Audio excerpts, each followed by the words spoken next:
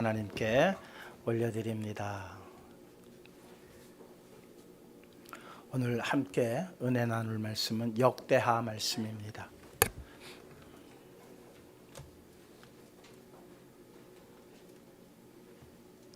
역대하 말씀 16장입니다.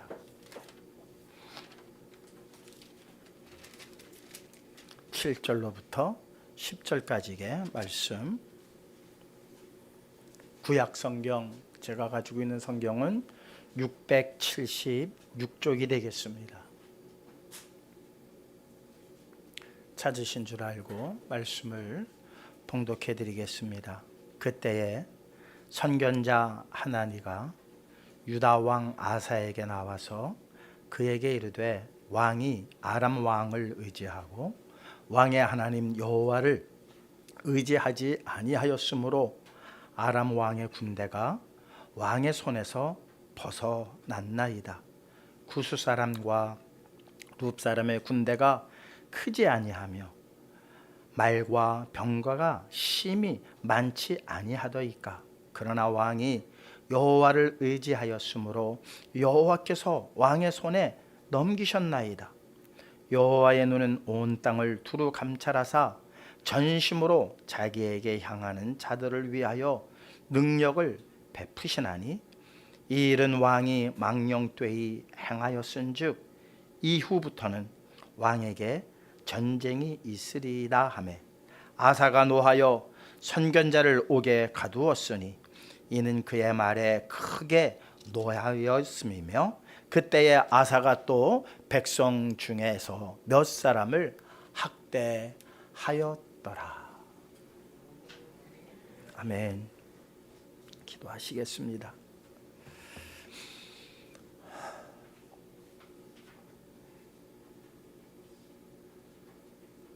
전쟁과 기근, 그리고 자연재해, 우리 눈앞에 놓여 있습니다. 튀르키예 그 큰 지진으로 인하여서 많은 사람들이 고통받는 가운데에 있습니다. 이때 우리의 눈이 띄어지게 하여 주시옵소서. 하나님의 뜻이 어디에 있는지 알게 하시고, 이 모든 재앙의 원인이 무엇인지 알아갈 수 있는 지혜자가 되게 하여 주시는 가운데에 모든 재앙으로부터 주의 날개 아래 보호받을 수 있는 우리 모두가 되게 하여 주시옵소서. 주님의 보호하심이 저희들 절실하게 필요한 때입니다. 이때에 우리가 무엇을 어떻게 해야 할지 성령의 인도하심과 가르치심 속에 주님 앞에 온전히 나오게 하시고 주님만을 온전히 의지하는 자들 되게 하여 주시옵소서. 튀르키예 국민들을 불쌍히 여기시고 하나님 은혜의 손길 베풀어 주시옵소서.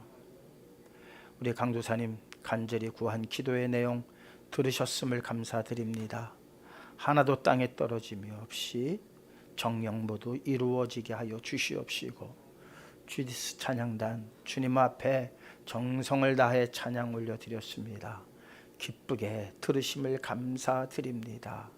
우리 모두 이 찬양에 마음의 문들이 열려지게 하시고 언제 어디서나 주를 찬양하는 입술들 되게 하시며, 우리의 찬양이 남양주 이 성 안에 두루두루 퍼질 수만 있게 하여 주시는 가운데에 아직도 말씀에 목말라 하는 이들 얀전으로 돌아올 수 있도록 하나님 역사하여 주시옵소서. 홀로 영광 받아 주시옵소서. 사랑 많으신 예수 그리스도의 이름으로 기도하옵나이다. 아멘. 연일 보도되는 튀르키예 지진 사고, 정말 준비할 수도 없었고 예측할 수도 없었던 큰 재앙이었습니다. 이것이 그냥 한 100년 만에 한 번씩, 1000년 만에 한 번씩 일어나는 게 아니라 요즘 너무 빈번히 우리 주변에서 일어나고 있다는 사실입니다. 이것으로서 이제 그냥 어느 정도 좀 안심하면 안심하고 살면 되지 않을까, 이런 생각은 아예 먹어서는 안 됩니다. 과학자들, 지질학자들은 이야기하고 있습니다. 얼마 지나지 않아서 일본에서 7.5 이상의 지진이 또 일어날 것이라고 예측들을 하고 있습니다. 예측할 뿐이지 그날, 그년, 월시를 분명하게 특정하지는 못합니다. 그건 어떤 과학자도 할 수 없습니다. 다만 예측만 할 뿐입니다. 그러나 그 예측이 중요한 이유가 어디에 있습니까? 준비하라는 뜻 아닐까요? 항상 대비하고 있으라는 그러한 의미입니다. 주님께서 말씀하십니다. 그날과 그 년월 일시는 나도 모른다. 주님도 모르신다고 그러셨어요. 오직 누구만 아신다? 아버지만 아신다. 그러니 너희는 무엇하라? 깨어있으라. 그러니 너희는 깨어있으라. 예를 들어서 그 년월 일시를 다 알고 있다면 깨어있을 필요 없죠. 알람 맞춰놓으면 되니까. 알람 맞춰놓고 있다가 그때 싹 피하면 되죠. 근데 재앙이 어디 그렇게 옵니까? 예측은 되지만 정확한 시간은 알 수 없기에 우리는 항상 대비해야 합니다. 일본이라는 나라가 그런 일에 잘 대비되어져 있는 나라 아닙니까? 그래서 건물을 지을 때도 지진에 대비해서 건물을 지었고, 초등학생, 학생들 수업 시간에도 가끔 가다가 훈련들을 합니다. 훈련들을 해서 인명피해를 최소화시키려고 하는 노력들을 하고 있는 게 아주 일본은 그게 너무 잘 되어져 있습니다. 무엇하고 있는 거예요? 대비하는 거잖아요. 대비. 같은 지진이 일어났음에도 불구하고 이상하게 일본에서는 인명피해가 상당히 적습니다. 그런데 이번에 이 터키라고 하는, 우리는 터키라고 하는 게 더 좀 더 쉽게 인식이 돼요. 튀르키예 그러면 발음하기도 좀 어렵습니다만 어쨌든 원래 터키예요. 2022년 작년에 이제 유엔에서 튀르키예라고 이름을 변경할 수 있도록 그렇게 승인해 준 거예요. 그러니까 작년서부터 튀르키예라고 하는 국명을 사용하는 거예요. 원래 터키라고 하는 말이 비겁하다라는 그런 속어를 가지고 있다고 그래요. 그래서 그들이 튀르키예라고 하는 국명을 바꾼 거예요. 튀르키예라고 하는 뜻은 터키인의 땅이에요. 터키인의 땅. 그런데 터키라고 하는 말은 물론 타조, 칠면조 이제 그런 의미도 있지만 비겁하다. 근데 튀르키라고 하는 단어는 용감하다라는 의미를 갖고 있어요.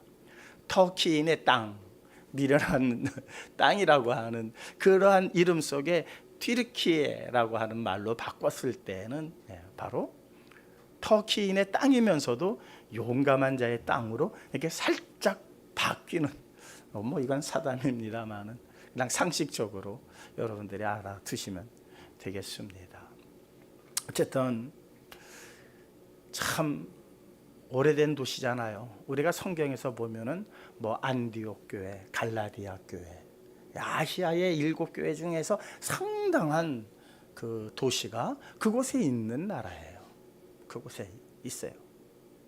그런데 어떻게 보면 우리 기독교 역사적으로 보면은 사도 바울의 그 전도 여행의 가장 중요한 지역들이 그 터키라고 하는 나라에 있었는데 아주 이번에 아주 대지진으로 인해서, 그래서 간혹 인터넷에 뜨는 걸 보면은 참 민망한 글들이 많아요. 원래 하나님을 믿어야 할, 예수 그리스도를 믿어야 할 그 나라가 이슬람 국교가 돼서 이렇게 됐다. 제발 좀 이런 말 좀 안 했으면 좋겠어요. 주님께서도 말씀하셨잖아요.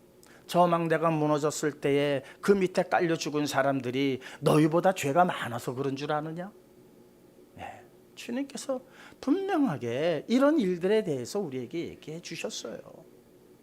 생사의 문제는 우리가 감히 판단할 수 있는 영역이 아닙니다. 생사의 문제는.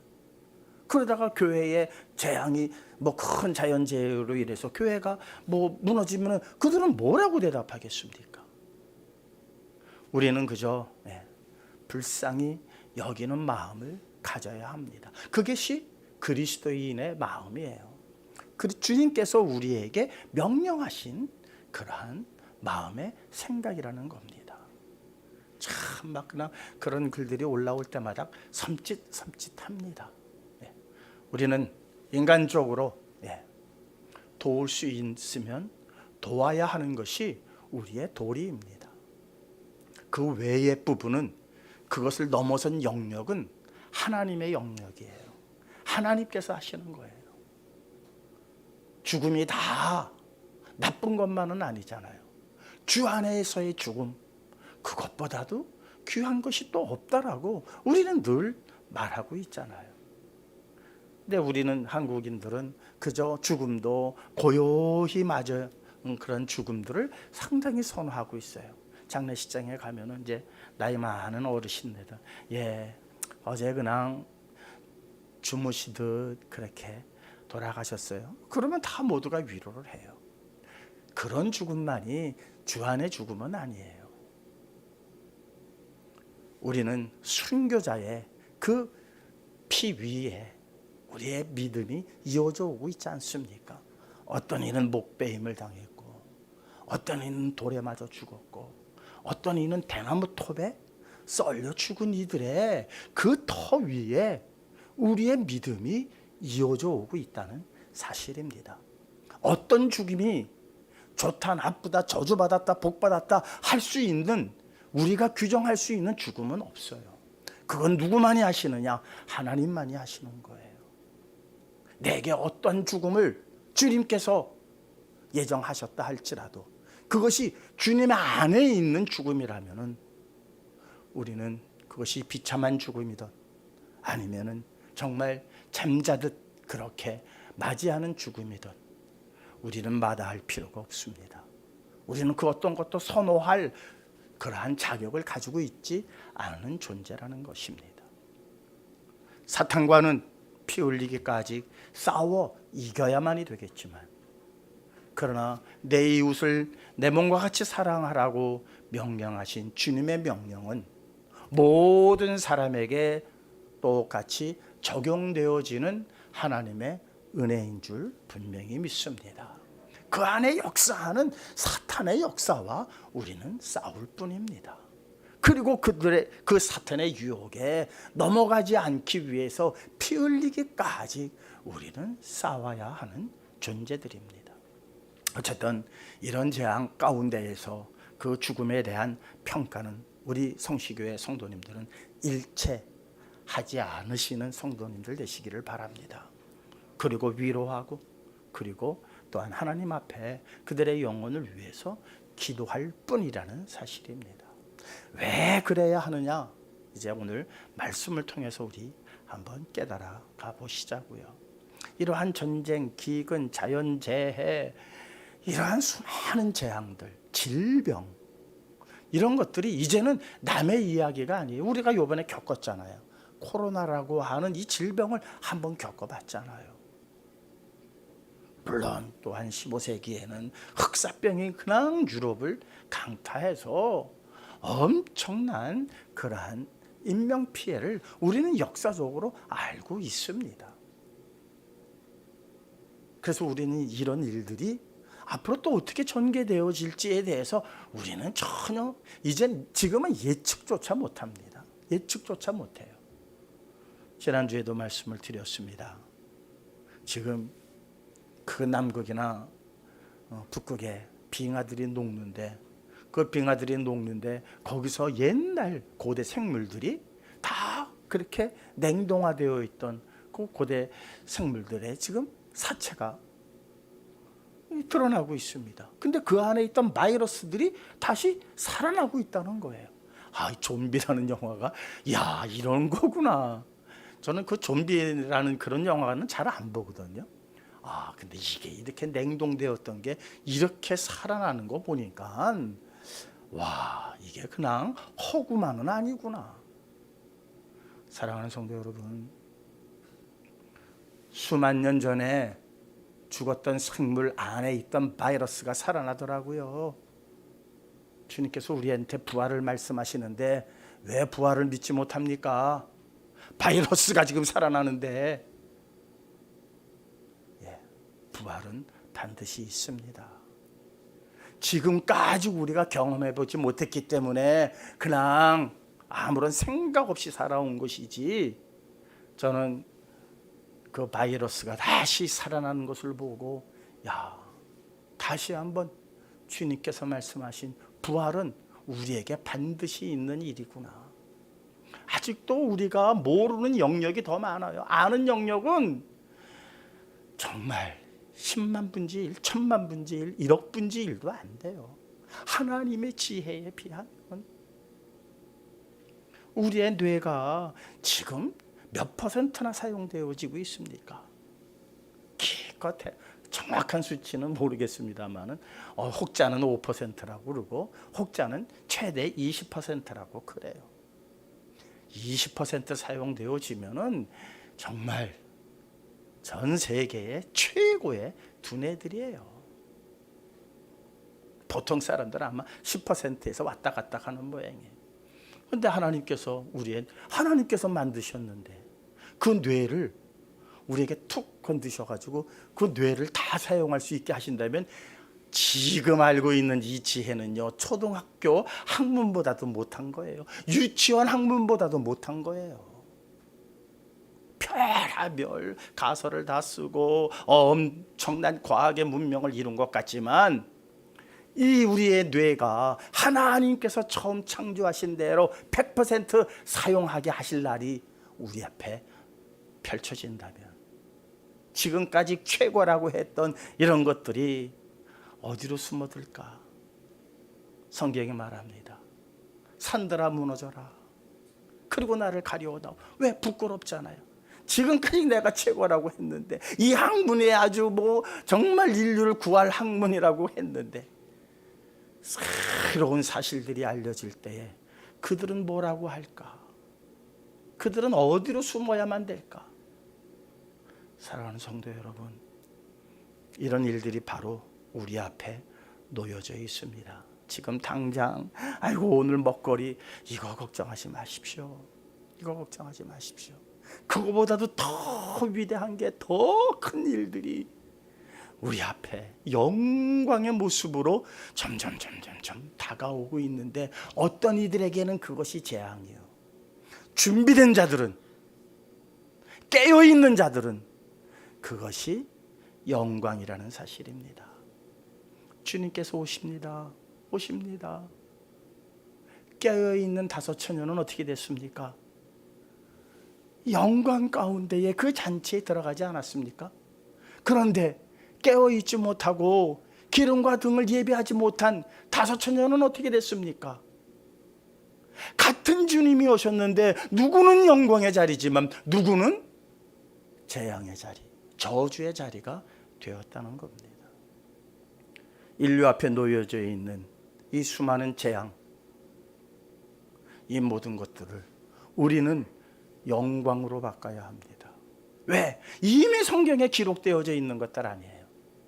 전쟁, 기근, 이런 것들이 수시로 일어날 것이다. 민족이 민족을, 나라와 나라가, 이런 말씀 우리 너무나도 많이 보지 않았나요? 그게 무엇을 이야기하고 있습니까?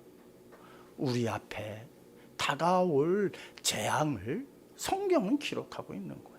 왜 기록했습니까?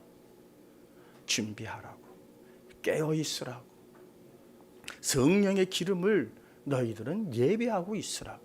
그 말씀에 순종해서 깨어 있고 준비하고 성령의 기름을 준비한 자들은 재앙이 아니라 영광이 될 것입니다. 그 영광의 자리에 우리 모두 참석하시기를 다시 한번 주님의 이름으로 축원합니다. 이토록 이 재해라는 것이 이제는 남의 이야기가 아닙니다. 그리고 이제는 대한민국도 지진의 안전지대가 아니라고 모두가 말하지 않습니까? 모두가 말하고 있어요. 그렇다면 우리는 어떻게 준비해야 합니까? 일본처럼 그렇게 준비해야 할까요? 아니에요. 우리의 준비의 방법은 다르다는 거예요. 왜? 그러한 지진이나 이런 재앙의 문제를 넘어선 하나님의 역사가 그 안에 있기 때문에 인간의 방법으로 준비하는 미련한 자들이 아니라 하나님께서 원하시는 방법으로 준비하는 자들이 되어야 한다는 사실입니다. 그래서 오늘 우리가 이렇게 예배 드리는 거예요. 여러분, 이 예배가 그저 그냥 복받기 위해서 드려지는 예배라면은 하나님 정말 안 기뻐하십니다. 예수 믿어서 뭐 복받고 잘되고 건강하고 이러한 류의 신앙이 되어서는 안 됩니다. 타 종교 다 거기에 머물러 있지 않습니까? 왜 기독교가 타 종교하고 달라야 합니까? 영원한 생명을 바라보고 그 스스로 나가기 위한 방법으로 우리를 위하여 피 흘리신 예수 그리스도를 믿기 때문에 우리와 타 종교와는 비교할 수 없이 완전히 다른 그런 신앙 아닙니까?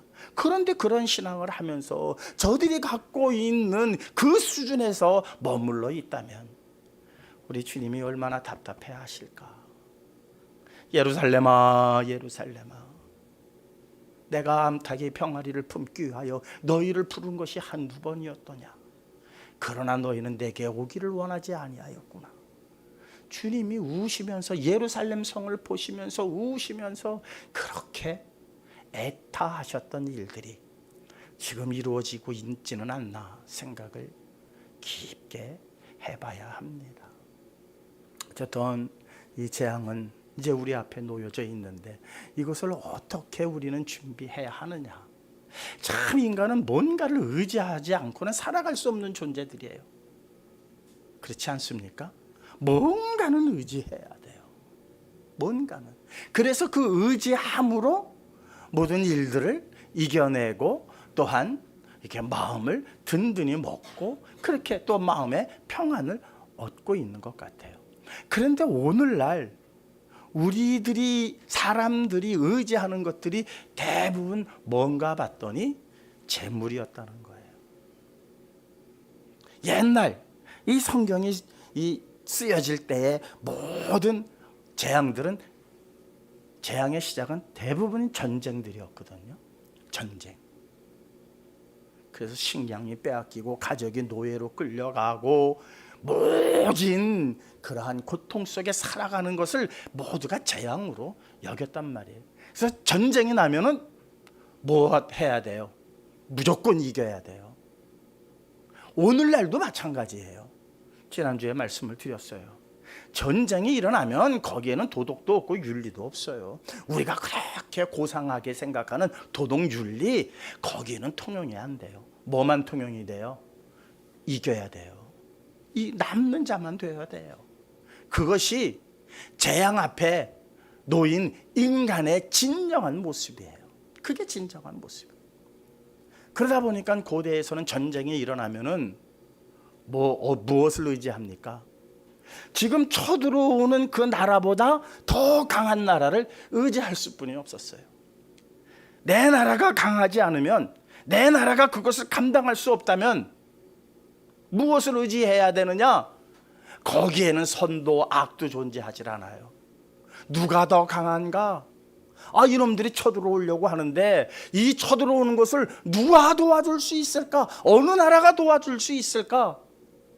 여기에 어느 나라가 선한가? 이게 판단 기준이었습니까? 어린 반프로치도 없어요. 어린 반프로치도 없어요. 이스라엘이 수많은 전쟁사를 겪으면서 그들이 하나님을 의지하지 않고 무엇을 의지했나 봤더니 어느 나라가 우리를 도와줄 수 있을까?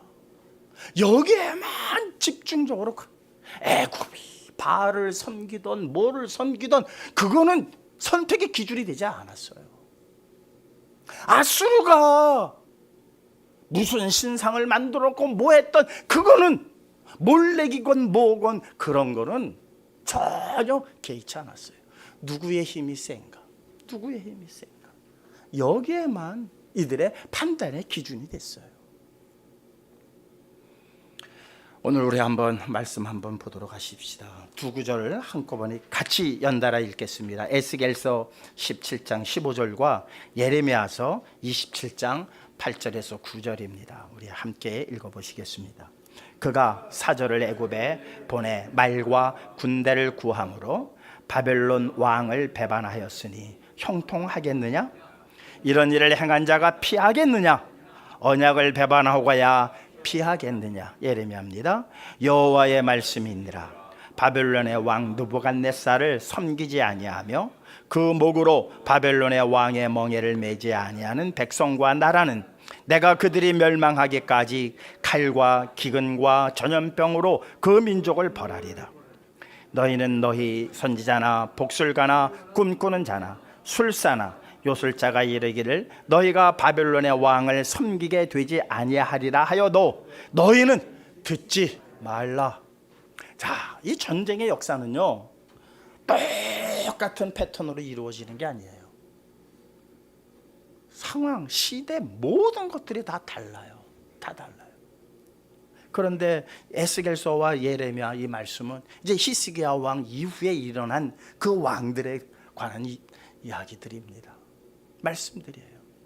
에스겔 선지자가 얘기합니다. 그가 사절을 애굽에 보내 말과 군대를 구함으로 바벨론 왕을 배반했으니. 자, 애굽과 바벨론이라고 하는 나라 다 이스라엘에게, 이 유다에게 도움이 되지 않는 나라들이에요. 지금 이제 바벨론이 쳐들어오고 있어요. 바벨론 이스라엘을, 유다를 도와주러 옵니까? 아니에요. 쳐들어오는 거예요. 쳐들어오는 거예요. 뺏어가려고, 노예로 잡아가려고 들어오는 거예요. 그러니 이 당시에 왕이 아이고 어떡하냐, 애굽에 빨리 도움을 청해야 되겠다. 워낙 다급해요. 워낙 다급해. 이게 먼 옛날 이야기가 아니에요. 오늘 우리 현실적으로 이루어지는 거예요. 여러분들 앞에 갑자기 위급한 일이 탁 생겨봐요. 그럼 여러분들 뭐부터 해요? 뭐부터 해요? 그 자리에서 무릎 꿇고 하나님 앞에 기도해요? 아니면은 이거 빨리 누군가가 해결할 수 있는 그 뭔가를 찾지 않겠어요? 그죠? 하나님 의지하면서 내버려 두시오, 내 하나님께서 이거 해결하실 겁니다, 이럴 사람이 있어요? 없어요. 뭐가 달라요? 뭐가 달라요? 그런데다가 바벨론이라고 하는 나라 지금 도와주려고 오는 게 아니에요. 뺏어가려고 그래요. 그러니까 왕은 이거를 지켜내기 위해서, 내 백성을 지켜내기 위해서 애굽에다가 군사 원조를 요청하는 게 과연 잘못한 일인가요? 그런데 하나님은 지적을 하는 거예요. 하나님은 뭐라고 하십니까? 이런 일을 행한 자가 피하겠느냐? 언약을 배반하고야 이 일을 너희들이 피할 수 있겠느냐? 참 어려운 문제입니다. 이 문제 쉽게 생각할 문제가 아니에요. 여호와의 말씀이니라. 바벨론의 왕 느부갓네살을 섬기지 아니하며 그 목으로 바벨론의 왕의 멍에를 매지 아니하는. 아우 참, 아니 하나님을 의지하면은 바벨론도 애굽도 내가 막아주리라, 이게 아니라 바벨론 왕의 멍에를 매라는 거예요. 이러니 더 골치가 아픈 거예요. 지금 이 유다, 마지막 유다의 그 시간들은 머리가 터지는 거예요.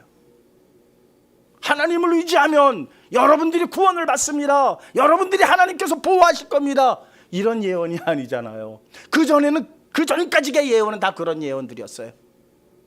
그나마 힘을 얻을 수 있는 예언들이고 힘을 얻을 수 있는 방법들이었단 말이에요. 하나님을 의지하면 이들이 못 들어올 거다. 확률은 1% 미만이지만, 그들 생각에 1% 미만이지만, 나름대로 1% 미만의 사람들은 그래, 우리가 하나님을 의지하지 않았기 때문에 지금 이런 일을 당하는 것 아닐까? 라고 공감할 수 있는 사람들이 있단 말이에요. 물론 없었어요. 왜? 너무나도 다급해서. 아수르가 오니까는 큰 애굽에다가 바로 도움을 청하고 뭐 그런 일들이. 근데 이거 마지막 유다의 마지막 시기는요, 그게 아니에요. 하나님께서 너희들 살려면 어떻게 해라? 바벨론으로 포로로 끌려가라는 거예요. 그게 너희 살 길이라는 거예요. 하나님의 손길이 그렇게 나타난다는 거예요. 참 내가 그 시대 살았어도 이걸 어떻게 따로.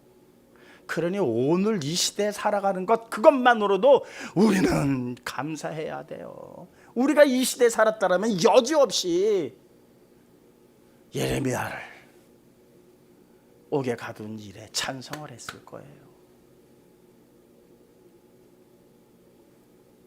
오늘 본문으로 돌아가십니다. 그때 선견자 하나니가 유다 왕 아사에게 나와서 그에게 이르되 왕이 아람 왕을 의지하고 왕의 하나님 여호와를 의지하지 아니하였으므로 아람 왕의 군대가 왕의 손에서 벗어났나이다.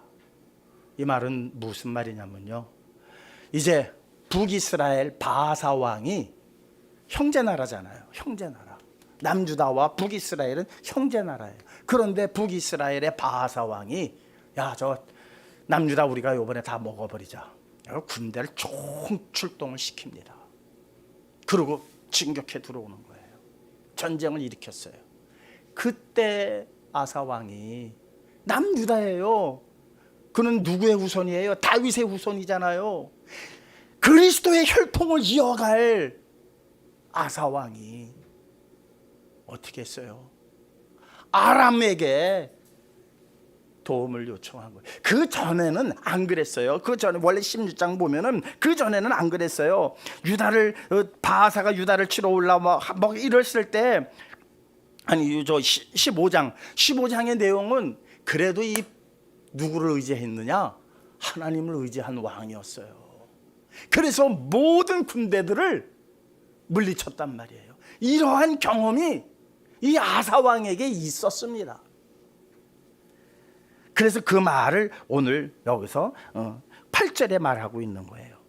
너 예전에 어떻게 했니? 구스 사람과 룻 사람의 군대가 크지 아니하며, 이 사람들이 쳐들어왔다는 거예요. 말과 병거가 심히 많지 않았습니까? 얼마나 많았습니까? 라는 그 말이에요. 그러니까 7절과 8절을 우리가 같이 연결해서 보면 안 돼요. 7절의 이야기와 8절의 이야기는 지금 예가 다르다는 거예요. 예가. 옛날에 왕은 구스 사람들과 룻 사람들이 쳐들어왔을 때 그들의 군대와 그들의 병거가 얼마나 많았습니까? 그러나 왕이 여호와를 의지하였으므로, 그때 아사왕 당시는 여호와를 의지하지 않았습니까? 그랬더니 여호와께서 그들을 왕의 손에 넘기셨나이다. 그런데 이제 와서 북이스라엘이 지금 쳐들어온다고 하니까 왕이 아람 왕을 섬깁니까? 아람 왕에게 도움을 청합니까? 바로 이 이야기예요. 한 번 여호와를 의지했다고 해서 이 왕이 죽을 때까지 여호와를 의지하는 왕이 아니더라는 거예요. 인간이 그렇다는 거예요. 인간이 오늘 내 믿음이 좋았다고 해서 내일도 믿음이 좋으라는 법이 없어요. 베드로가 고백하지 않습니까? 이 사람들이 모두 주님을 떠날지라도 나는 떠나지 않겠습니다. 얼마나 호언장담을 했습니까?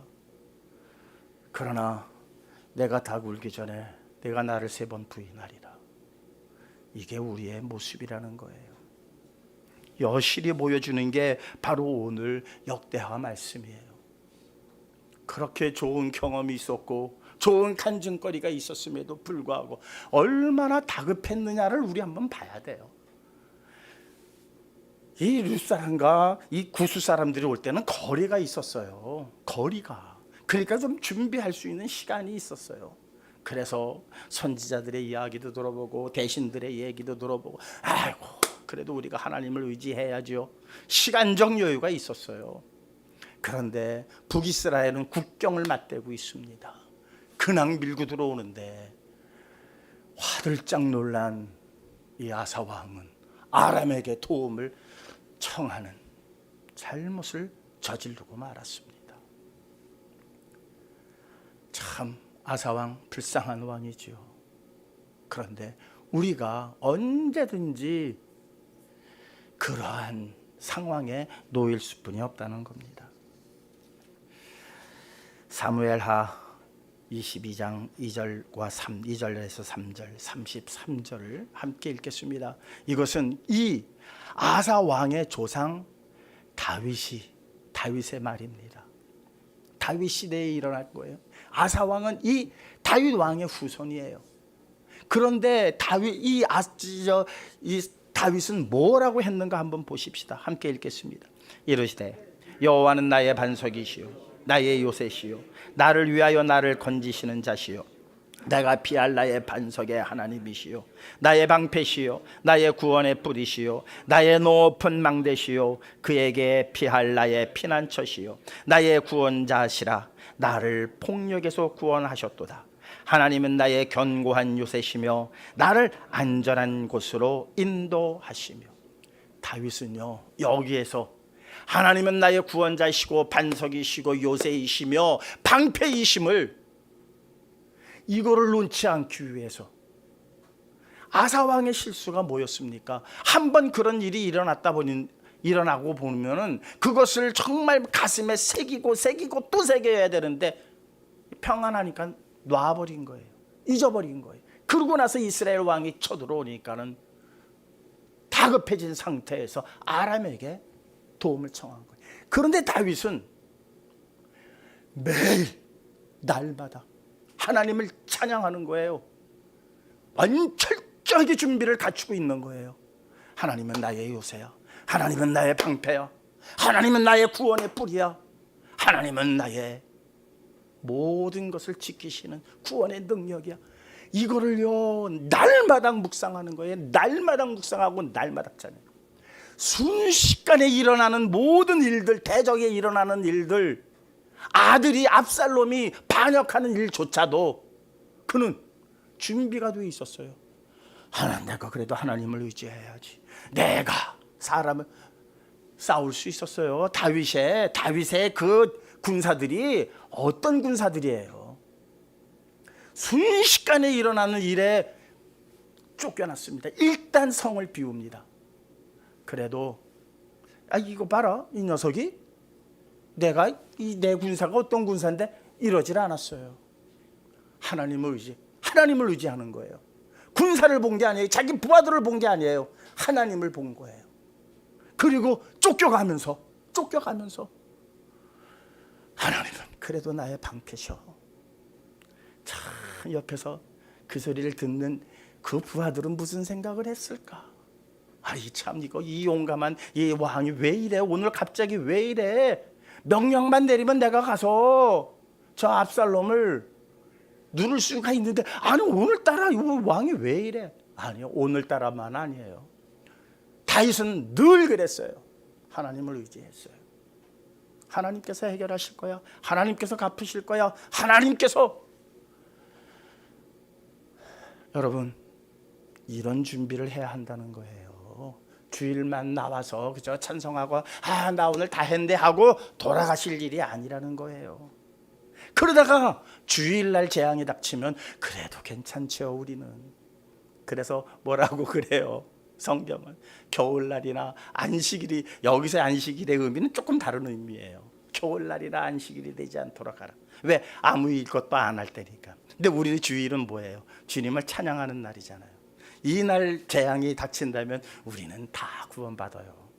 주님을 찬양하고 있었는데, 주님 말씀을 듣고 있는데, 그런데 이게 월요일이나 화요일쯤 되면은 우리는 그 은혜 다 잊어버리고, 그래도 돈이 좋지, 친구가 좋지, 그래도 권력이 좋지, 마음이 다 녹아질 때에 재앙이 닥치면 우리는 뭘 의지할 거예요? 빨리 저 마트에 가가지고 먹을 거 빨리 사놔. 갑자기 위험이 닥치면 여러분들 어디부터 가실래요? 마트부터 뛰어가야 돼요. 식량 확보해야 되잖아요. 교회부터 뛰어오실 분, 여기 계신 분은 다 오시리라 믿습니다. 그런데 어떤 자만이 오느냐? 하나님은 나의 구원이시다. 하나님은 나의 방패시다. 하나님은 나의 구원의 능력이시다 라고 날마다 외우고 있는 자들만 사건이 터지면 그래도 내가 교회에 가야지, 내 집이 무너져도 교회가 무너지면 안 되지 하고 뛰어올 것 아닙니까? 남들은 다 지금 마트로 뛰어가는데 쉽지 않아요. 교회로 뛰어온다는 거. 교회로 뛰어오시는 저와 여러분들 되시기를 다시 한번 주님의 이름으로 축원합니다. 룻기서 2장 12절 놀라운 말씀 아닙니까? 룻이 모압 여인이에요. 모압 여인. 룻에 대해서 말씀 여러 번 드렸습니다. 나오미를 쫓아온다는 거, 이거 그의 앞날에 정말 불행이 연속되어지는 길이에요. 아예 친정으로 돌아가는 게 행복이 보장되는 거예요. 그런데 룻이 뭐라고 그럽니까? 어머니가 가는 곳이 내가 가야 할 곳이고, 어머니가 사는 곳이 내가 살 곳이고, 어머님의 하나님이 나의 하나님이고, 어머니의 백성이 나의 백성입니다라고 고집부리면서 나오미를 따라오지 않았습니까? 그 여인에게 뭔가 확 길이 열렸습니까? 와서 뭐 어떻게 했어요? 보리수수 하는데 가가지고 이삭을 주셔야 하는 여인이 얼마나 고달팠겠어요. 남편도 없이 과부, 시어머니 밑에서 사는 이 과부. 여러분 그런데 2장 12절에 보아스가 뭐라고 하나 보시자고요. 함께 읽겠습니다.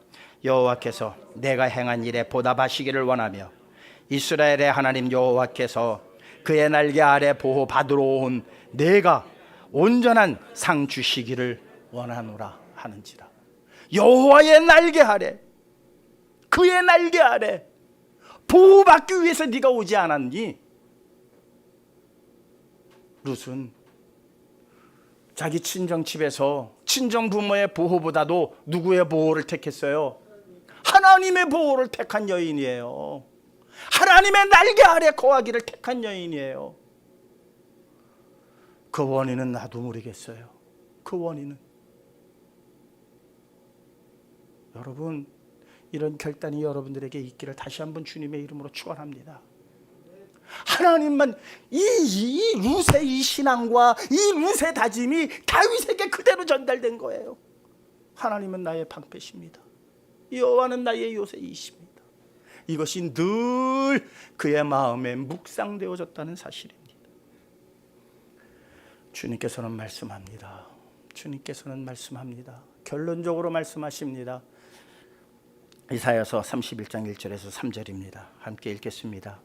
도움을 구하러 애굽으로 내려가는 자들은 화해 있을진저 그들은 말을 의지하며 병거의 많음과 마병의 심히 강함을 의지하고 이스라엘의 거룩하신 이를 앙무하지 아니하며 여호와를 구하지 아니하나니 여호와께서도 지혜로우신즉 재앙을 내리실 것이라. 그의 말씀들을 변하게 하지 아니하시고 일어나사 악행하는 자들의 집을 치시며 행악을 돕는 자들을 치시리니 애굽은 사람이요 신이 아니며 그들의 말들은 육체요 영이 아니라 여호와께서 그의 손을 펴시면 돕는 자도 넘어지며 도움을 받는 자도 엎드려져 다 함께 멸망하리라. 느껴지는 게 있나요? 우리가 지금까지 힘든 일, 어려운 일 당했을 때 나는 지금 누구를 의지했습니까? 애굽을 의지했습니다. 말과 병거를 의지했습니다. 힘 있는 자의 권세를 의지했고 돈 있는 자의 재력을 의지했습니다. 그러나 그것들은 다 헛된 것이라고 이사야서는 우리에게 일러주고 있습니다. 하나님께서 치실 때에는 돕는 자도 도움받는 자도 다 멸망하리라는 거예요. 앞으로 다가올 재앙이 도와줄 수도 도움을 받을 수도 있는 그러한 그 어떤 것이 이 세상에 존재하지 않아요. 그런데 뭔가 나를 도울 수 있을 것이라고. 그래요.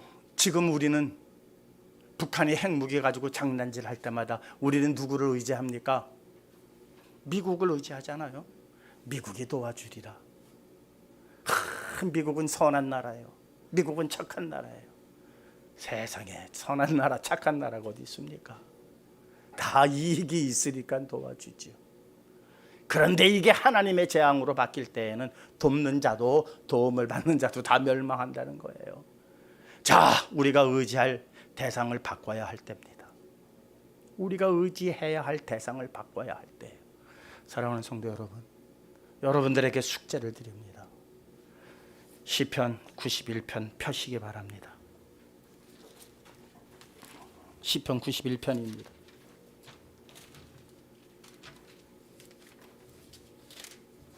제가 저기다 안 올려놨으니까요. 91편 펴시기 바랍니다.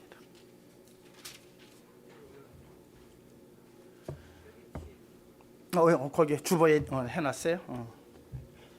자, 시편 91편 함께 읽고 마치겠습니다. 좀 길어도 함께 읽겠습니다. 중요한 거니까 다윗의 시입니다. 다윗이 얼만큼 매시, 매분, 매 초마다 이루고 살았는지 우리 한번 보시기 바랍니다.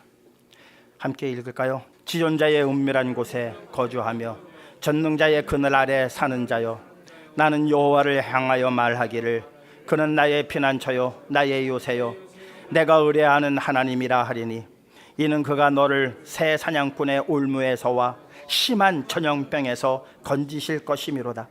그가 너를 그의 깃으로 덮으시리니 내가 그의 날개 아래에 피하리로다. 그의 진실함은 방패와 손방패가 되시나니 너는 밤에 찾아오는 공포와 낮에 날아드는 화살과 어두워질 때 퍼지는 전염병과 밝을 때 닥쳐오는 재앙을 두려워하지 아니하리로다. 1000명이 내 왼쪽에서 10,000명이 내 오른쪽에서 엎드러지나 이 재앙이 내게 가까이 하지 못하리로다. 오직 너는 똑똑히 보리니 악인들의 보응을 내가 보리로다. 내가 말하기를 여호와는 나의 피난처시라 하고 지존자를 너의 거처로 삼았으므로 화가 내게 미치지 못하며 재앙이 내 장막에 가까이 오지 못하리니, 그가 너를 위하여 그의 천사들을 명령하사 내 모든 길에서 너를 지키게 하심이라. 그들이 그들의 손으로 너를 붙들어 발이 돌에 부딪히지 아니하게 하리로다. 내가 사자와 독사를 밟으며 젊은 사자와 뱀을 발로 누르리로다. 하나님이 이르시되 그가 나를 사랑한즉 내가 그를 건지리라. 그가 내 이름을 안즉 내가 그를 높이리라. 그가 내게 간구하리니 내가 그에게 응답하리라. 그들이 환난 당할 때에 내가 그와 함께하여 그를 건지고 영화롭게 하리라. 내가 그를 장수하게 함으로 그를 만족하게 하며 나의 구원을 그에게 보이리라 하시도다. 다 들어가 있죠? 왜 다윗이 하나님만을 의지했는지 이 시편 91편에 다 들어가 있어요. 한아름 집사님 요거 그대로 낭독해서 녹음을 해서 우리 단체방에 올리시기 바랍니다.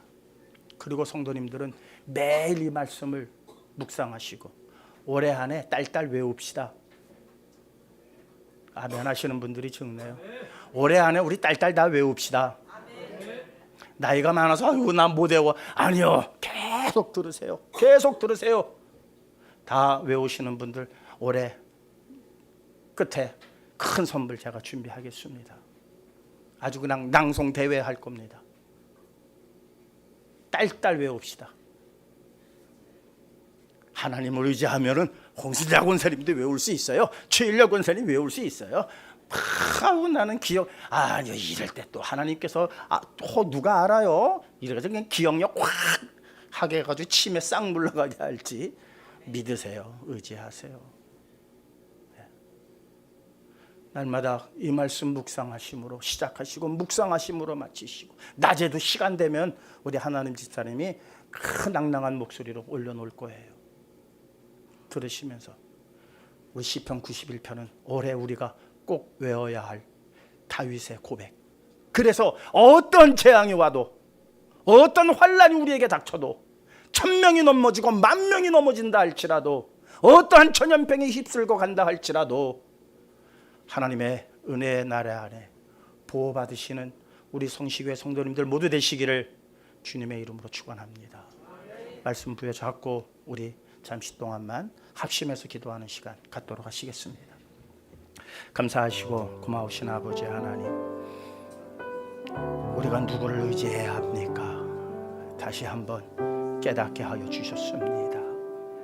지금까지는 준비되지 못해서 사람을 의지할 수뿐이 없었습니다. 준비하지 못했기 때문에 재산과 또한 권력을 의지했습니다. 재물이 우리를 보호해 줄 것이라고 재물 모으는데 급급했습니다. 하나님을 의지하지 아니하고는 이 모든 것이 헛된 것임을 오늘 말씀을 통해서 확인했습니다. 알려주셨습니다. 다윗은 날마다 고백했습니다. 다윗은 날마다 찬송했습니다. 이 찬송과 이 고백이 이제 우리의 입술이 되게 하여 주시옵소서. 날마다 주님을 찬양하게 하시고 주님을 경배하는 입술, 아버지여, 시편 91편을 통해서 하루하루 이루어 나가는 우리 모두가 되게 하여 주시옵소서. 주의 날개 아래 저희들을 모시고 저희들을 보호하여 주시옵소서. 주님만 의지합니다. 주님만 바라봅니다. 주님만 따라갑니다. 붙들어 주시옵소서. 예수님의 이름으로 기도하옵나이다. 아멘. 찬송가 543장입니다.